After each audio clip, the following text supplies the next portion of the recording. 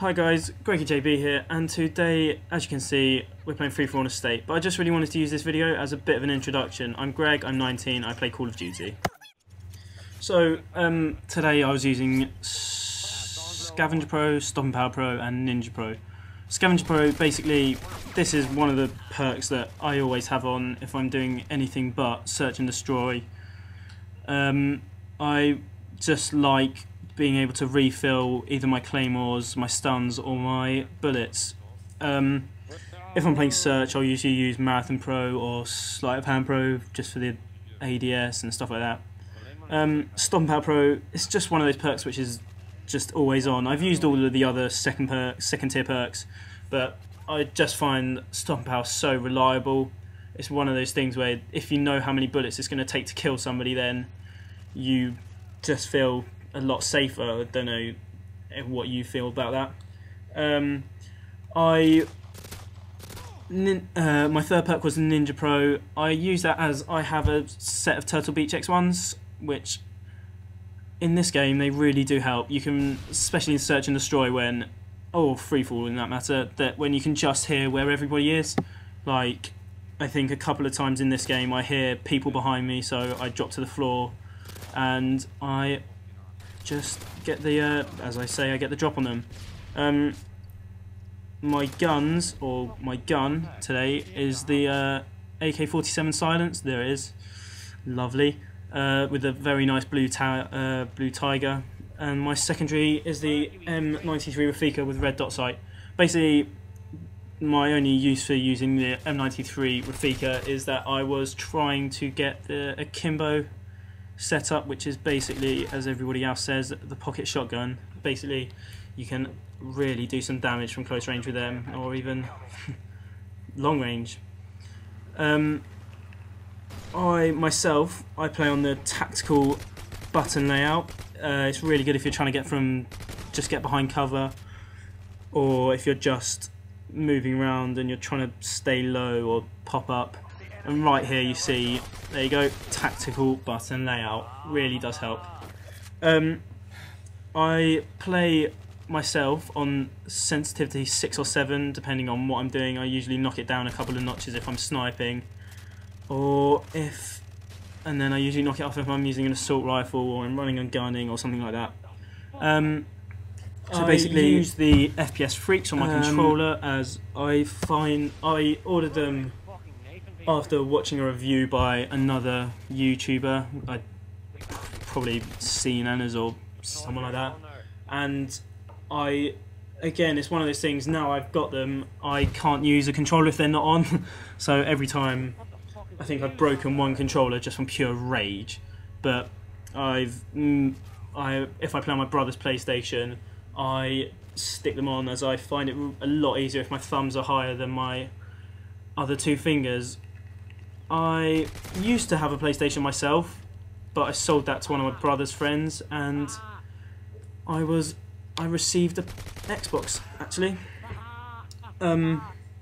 So yeah, and then I bought my HD PVR with some inheritance money Christmas, so it must have been in the Christmas holidays or something when I was on a break. And I think I've done a couple of day tages and a COD 4 mini taj and something else. So I think I sort of wanted this one. I think I used this gameplay as my first commentary, as it's, well, in my eyes, it's a bit of an average gameplay, and it's just one which is quite nice. I think in my Killstreaks, actually, as my Killstreaks, I only have the Nuke on, as I was just trying to get a nuke with no Killstreaks.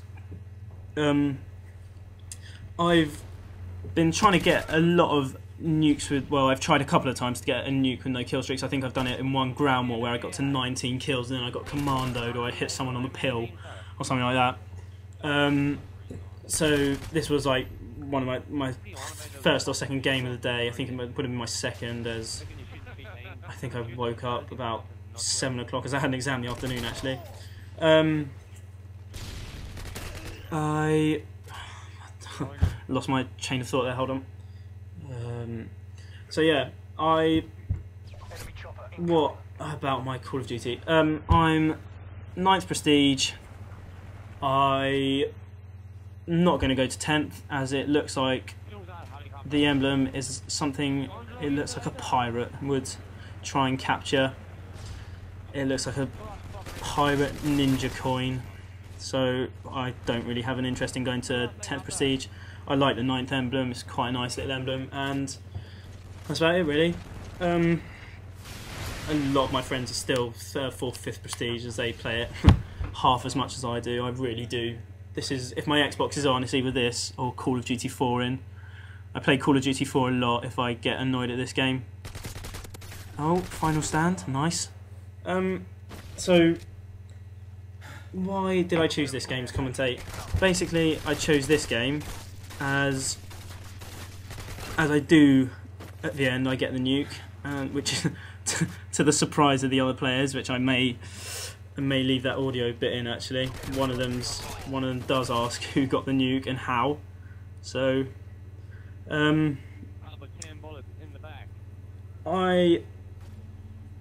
like to see my gameplay as one of my friends put it, patrolling. I'm using this whole backwalk area from the boathouse all the way up to the estate and down to the garage. I'm using all of that to hold my ground. But as you see, or as I said earlier, a lot of players do come back for revenge. There's another one sneaking around there like some ninja. But I think I'd heard him on my headset. I think that's the 8th or 9th time I've killed that guy, to be honest. The way I play is the way I play. I do vary my game styles a lot. I do rush. I do snipe. I'm actually quite a good sniper in my own eyes, but that's up for debate, to be honest. So it's a lot of my gameplay. I have a KDR of 1.99. It used to be 2.05, but the other night me and my friends were doing hardcore search and destroy with riot shields, danger close and C4s and stuff like that. So I think it went down by 0.05 or something. I think in this game, yeah, I think at the moment I was on 24 kills, so my hands were really shaking. I don't know if this is just me or if anybody else gets like this. I get really nervous when I'm 1 off a nuke. If I die 2 or 3 off a nuke, I'm not really that bothered. I know that I can usually start again. There you see me checking the scoreboards quickly, or leaderboard, or yeah, scoreboard as if it were, to see how far away I was. So I was quite nervous about about this, but then luckily I popped some guy in the face, I think, actually, for my 25th kill. Here you see me just running around the house again. I've mentioned this before, but I use this house as a bit of a safe point. I run in there if I feel under pressure. Like, I think one point in this game there's 5 or 6 people come back within like 2 minutes, so I just quickly go back into the house and regather myself. That's usually where I go back to reload, unless I feel safe doing it out in the open. There you go, hit markers, hit markers. Yes, there it is, boys. 25 kills. So I don't call my nuke in straight away. I'm not one of those that once they get their nuke they're just going to end the game so suddenly. I get 29 kills and then I call it in. So here you go, here's one. I think the host leaves now. I think in a minute the host leaves. Once I've got my nuke I play a lot more aggressively. You see me not really stick to the edge of the map. I'm not really that bothered if I die, as I've got the nuke and I know they're all going to die in one great big explosion. There you go. Oh, there we go. I skip the host migration and then I super fast mode this bit up until I get the nuke, as it's pretty boring really, me just running around being a noob. When I get a nuke I play a lot more aggressively and I'm not really too sure why. And once I get to 29 kills I think I call in the nuke. Here I am spinning like a pro, as I'm so good, I'm so MLG.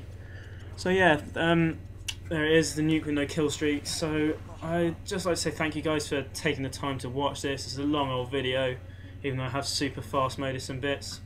So yeah, hope to see you in the future guys, and thanks for coming along to watch. Thank you.